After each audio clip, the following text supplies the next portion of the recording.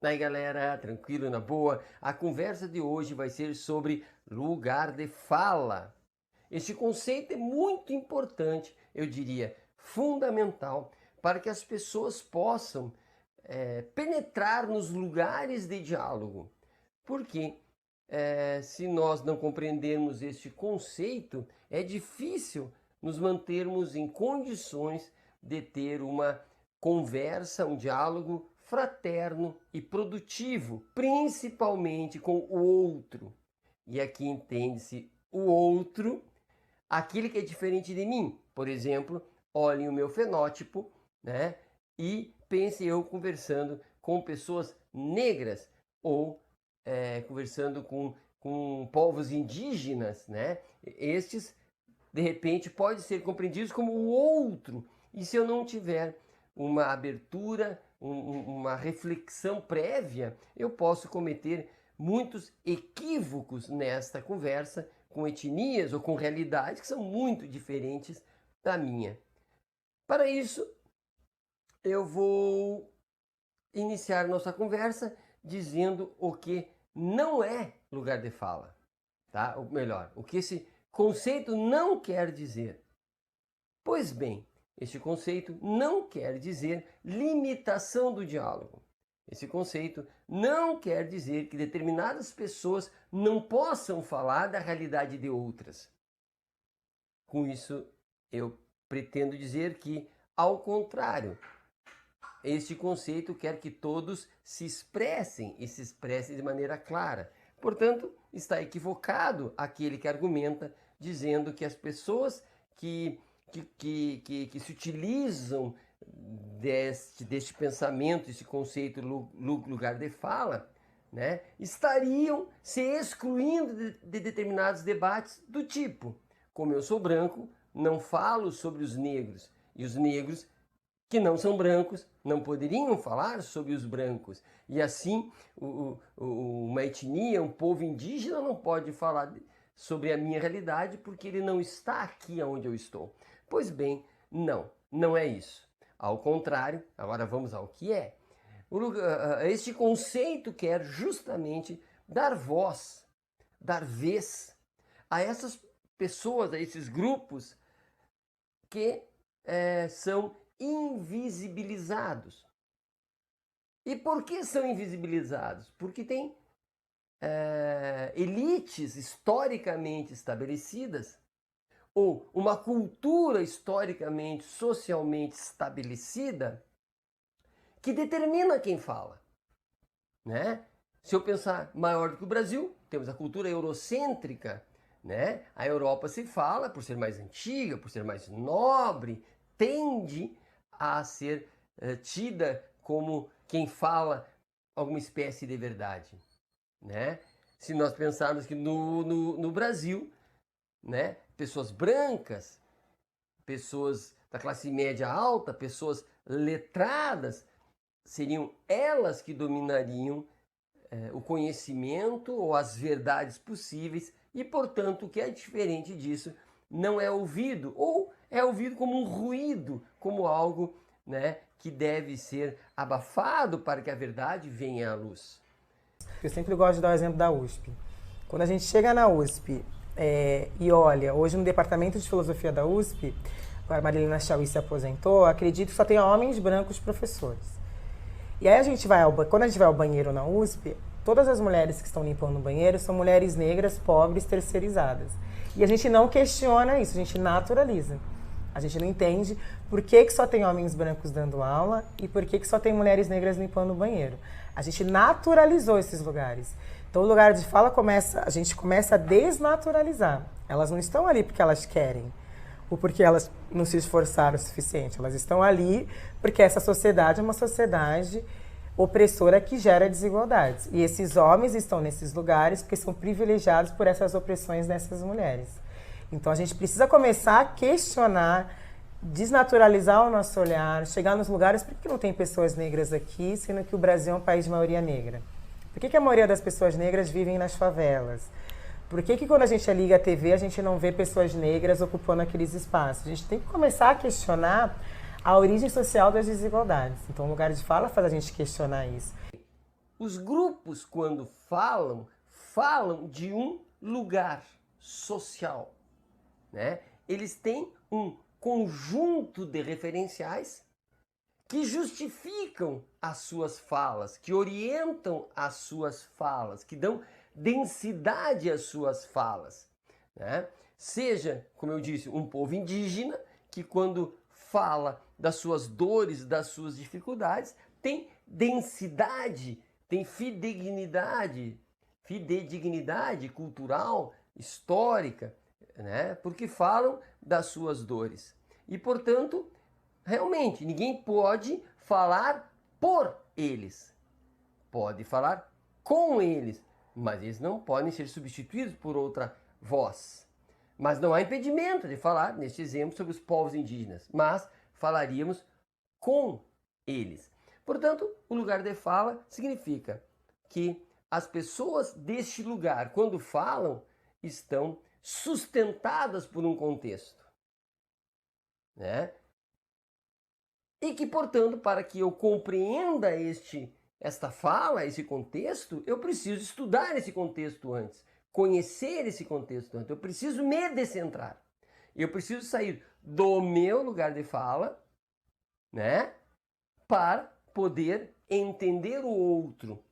E não só entender o outro, né? Perceber que eu faço parte, o meu lugar de fala, onde eu estou, faz parte das dores e das restrições que aquela realidade sofre. Os negros, as mulheres negras que sofrem porque o meu lugar é um dos elementos, se não o elemento que faz com que este povo sofra as dores que eles sofrem.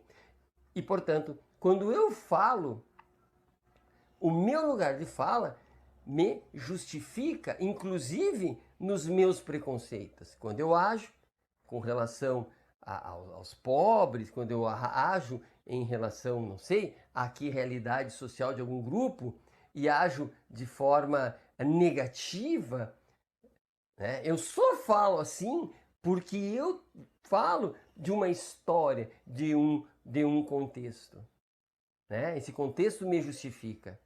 Portanto, é preciso que entendamos que quando nós dialogamos, são lugares diferentes que devem sim se comunicar. E que para o lugar de fala A entenda o lugar de fala B, é preciso que A estude B. E é preciso que B estude A, né? E que, portanto, esta compreensão vai ser possível, tornará possível a aproximação. Mas isso só é possível se a realidade A, sabedora de que não é detentora de verdade, mas apenas está situada num contexto, ela tem que se abrir para a realidade B, que por sua vez saberá que ela não é a verdade, nem é o centro do mundo, mas ela é centro do seu contexto e que precisa compreender o que acontece nesta realidade. É claro que nós temos uma elite branca, letrada, que domina os códigos linguísticos e que por dominar as falas, por dominar o juridiquês, por dominar a escrita, sob o ponto de vista da escrita formal, eles tendem a achar que o seu lugar de fala é o lugar de fala que vale para todos. É o lugar de fala universal. Do tipo, eu sou o sol e o resto vai circular em torno de mim, né? É a minha realidade, é a minha branquitude que define, né, as verdades que me circulam. Se eu, que acho que sou o centro de tudo, começa a compreender a ideia de lugar de fala, eu vou descobrir que eu não sou o Sol. Eu sou mais um dos planetas que giram, né? E que um planeta não é superior ao outro, um planeta é um planeta. Mas que de alguma forma entraram naquela órbita e estão girando em torno de um orbe.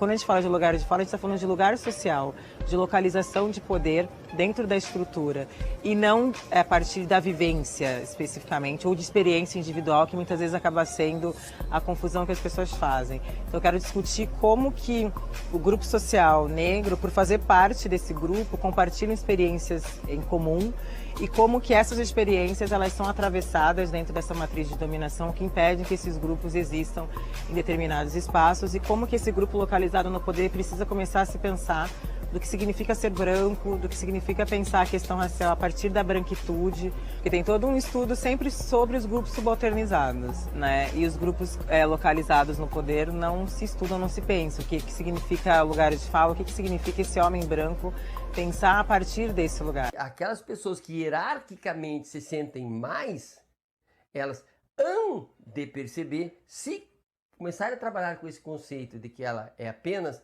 mais um lugar que está tentando julgar os outros lugares, ela vai compreender que ela não tem uma autoridade pré-determinada espiritualmente, teologicamente, pela ciência, para dizer que ela é o centro e o resto deve girar em torno. Eu creio que em função dessa descentração que vai acontecer, né? Que é em função dessa descentração que tanta crítica surge.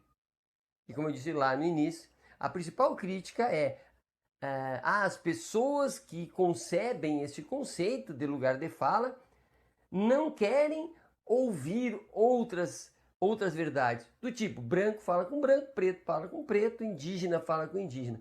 Ora, evidentemente que não pode ser assim, ninguém defenderia isso. Porque se o negro só fala com o negro, como ele vai mudar a realidade do branco? Se o branco só fala com o branco, se o índio, se os povos indígenas só falam com os povos indígenas das suas etnias, das suas realidades, como haverá mudança? Não, o diálogo é diálogo para todos e de maneira que, descentralizados, percebamos que todos somos humanos, todos somos dignos, todos somos criaturas que tendem a ser mais, espiritualmente mais, né? Pessoas que cresçam como seres humanos e que para que tal seja possível, é importante que reconheçamos que nós não somos nós somos um contexto. Eu não sou o que sou porque nasci assim, mas porque quando eu nasci, já nasci num locus social, já nasci num lugar. E este lugar fez de tudo para que eu seja aquilo que eu sou. Não me determinou, porque somos livres, mas me fez o possível para que eu seguisse o status quo da onde eu nasci, né?